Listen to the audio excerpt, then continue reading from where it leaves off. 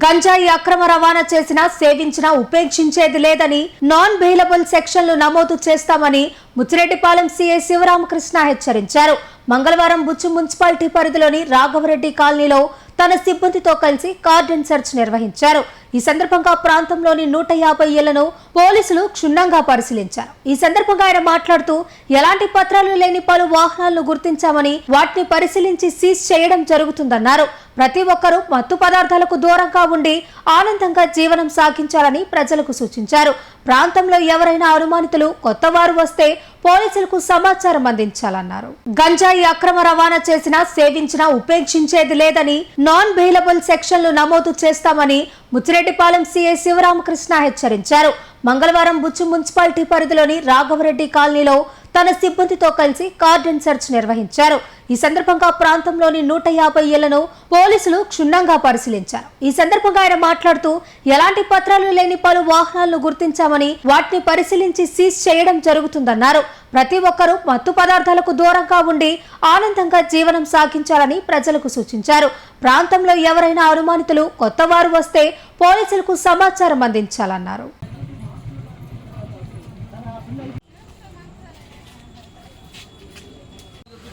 బండి రిలీజ్ చేసేది లేకపోతే లేదు.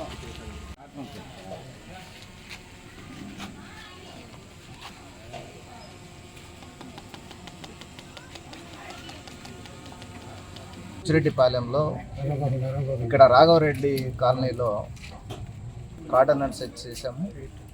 సుమారు 150 ఇళ్ళు తనిఖీ చేయడం జరిగింది. ఇక్కడ సరైన రికార్డ్స్ చూపించని వెహికల్స్ని కొన్ని స్వాధీనపరుచుకున్నాం. ఆ రికార్డులు వెరిఫై చేసిన అనంతరం వాటిపై తగు చర్య తీసుకుంటాం.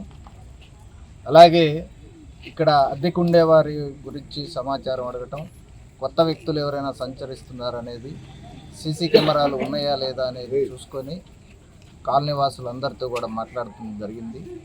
ఎవరు కూడా యువత కానీ పెద్దలు కానీ మత్తు పదార్థాలకి లోను కాకుండా గంజాయి లాంటి మహమ్మారి జోలిపోకుండా అందరూ కూడా ప్రశాంతంగా ఉండాలని, వారి వారి పనులు చేసుకోవాలని చెప్పేసి, నేరాలని ప్రోత్సహించొద్దని, నేరాలు చేయవద్దని, అలాగే నేషనల్ హైవే ఉంది కాబట్టి మోటార్ సైకిళ్లతో ఆ హైవే ఎక్కేటప్పుడు తప్పనిసరిగా హెల్మెట్ ధరించాలని, లేకపోతే ప్రమాదాలు జరిగినప్పుడు ప్రాణాలే కోల్పోవాల్సి వస్తుందని, జీవితాలు అస్తవ్యస్తం అవుతాయని వాళ్ళకి అవగాహన కల్పించడం జరిగింది.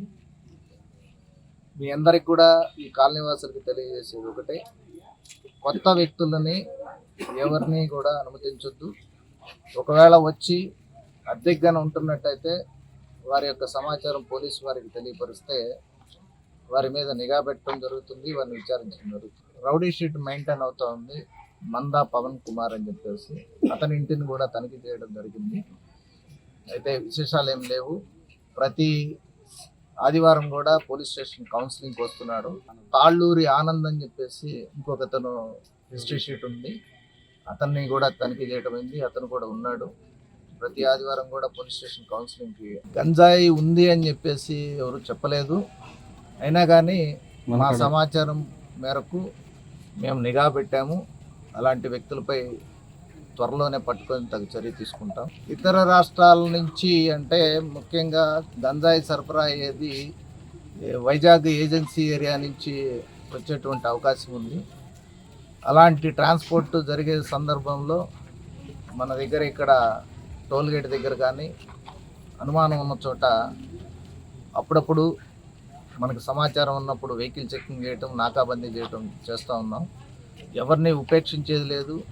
అది సేవించినా, ట్రాన్స్పోర్ట్ చేసినా, వాళ్ళకి సహకరించినా సరే వాళ్ళ మీద నాన్ బెయిలబుల్ సెక్షన్లు పెట్టి జైలుకి పంపించడం జరుగుతుంది.